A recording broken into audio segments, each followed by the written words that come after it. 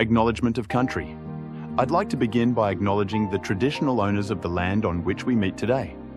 I would also like to pay my respects to elders past, present and future. I am Nomad. Look out for trivia questions in this video. I, Nomad, will be the presenter of this fantastic episode. You should now have come to grips with having a very good grasp of how to record your research findings. I understand it has possibly been a bit of a different approach to what was expected.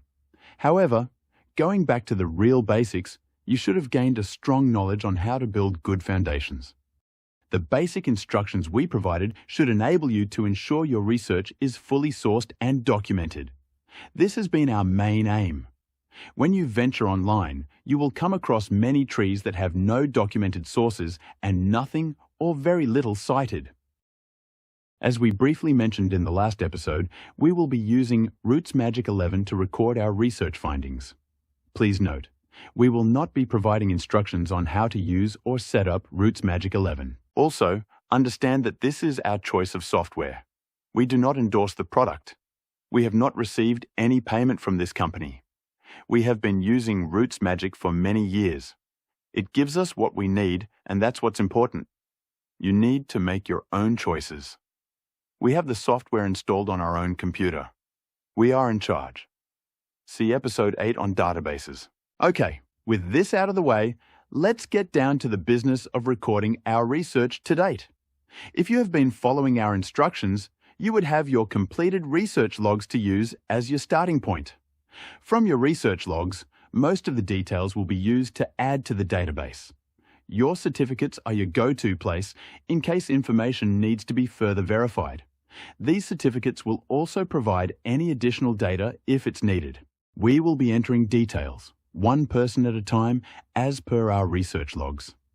You will come to understand why we use a separate log for each person.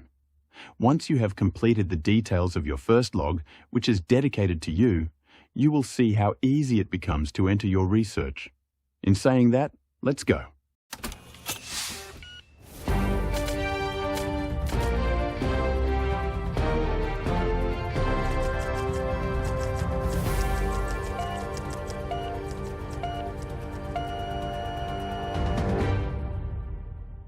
We will now commence entering data from our research log to the RootsMagic database. Have your birth certificate on hand, just in case. As you begin, you will notice we started with no details. Everything was blank. We will be adding ourself. Enter your details as per your research log. We have about 2.5 minutes of multicam views showing data entry to create the records within RootsMagic 11. We will not be doing a full commentary throughout these views, so you can fast forward to the end to see the results. Music has been added to fill the void. All information that is being entered has been taken from the research log. As we've mentioned previously, keep your certificates nearby just in case you need to verify any details. Okay? Enjoy viewing and/or listening to the music.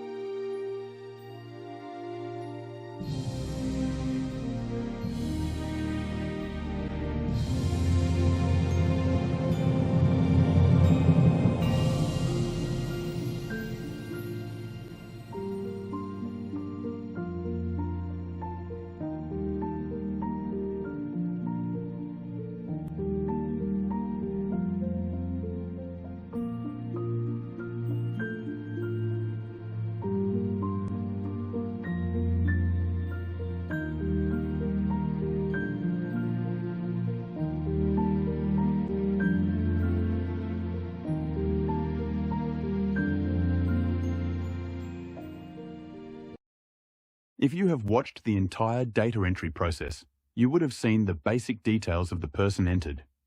We then added the source and citation information.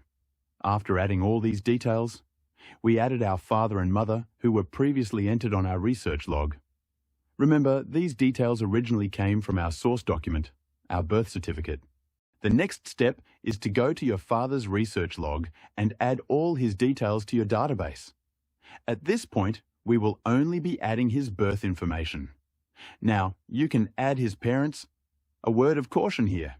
If you have been following along with our process, you would be aware that my father's parents are complicated, so we will not be adding them to our database at this stage. You may be asking why. My grandfather was born in the UK, so would need further investigations. My grandmother has a different name on her birth certificate. Every situation may be different, but if you have done your research and your log is up to date, then you are probably good to go. Moving on to our next step, we will add your mother's details. Again, we will be using our research log and only adding the birth details at this time. Always have your certificates at hand in case you need to verify information. Since we are confident with our research, we can also add her parents' names. As you will see, the process is repetitive. Don't forget to add your source information and citations as you go.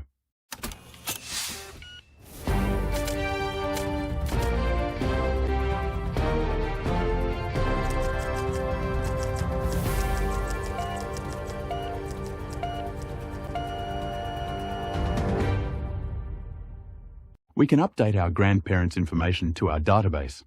Again, that's provided you have cited and sourced your documentation. Remember, your workload increases as you proceed backwards. However, following our process should help. Obtaining your source document, adding the information to the relevant research log before doing the data entry may make this easier. We've entered all our birth information into our database. Now, your chart will be populated with 7 people, that is, you, your parents, and your 4 grandparents. Remember, your chart may be different. This may be due to a record found showing no father being mentioned. We will be returning to all our research logs to add all the marriages that we have found so far. We have only added the basic details. All records have other details that can be added. We will use marriage certificates as an example as they contain double the information. All this information should be entered. You will get a bigger picture. Of course, you'll find more information on birth certificates too. The last records we have to enter are details from death certificates. This will round off our adventure at this point. It's the same deal as birth and marriages. The more information you add, the better the stories you will be able to create. We have only touched the tip of the iceberg. From all the information we have exposed, it will allow you to add more details. Some examples that come to mind are electoral rolls, school records, and possibly wills. There is always more.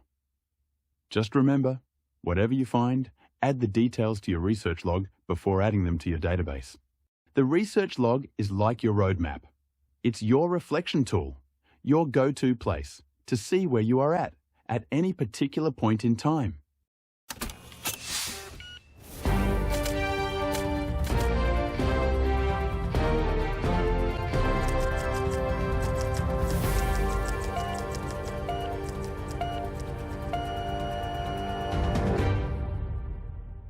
You will see within RootsMagic that you can add notes.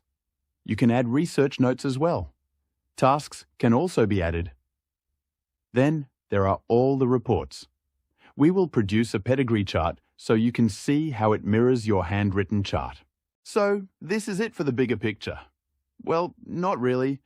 We haven't been online yet. There's Ancestry, Family Search, Find My Past, and even My Heritage to investigate.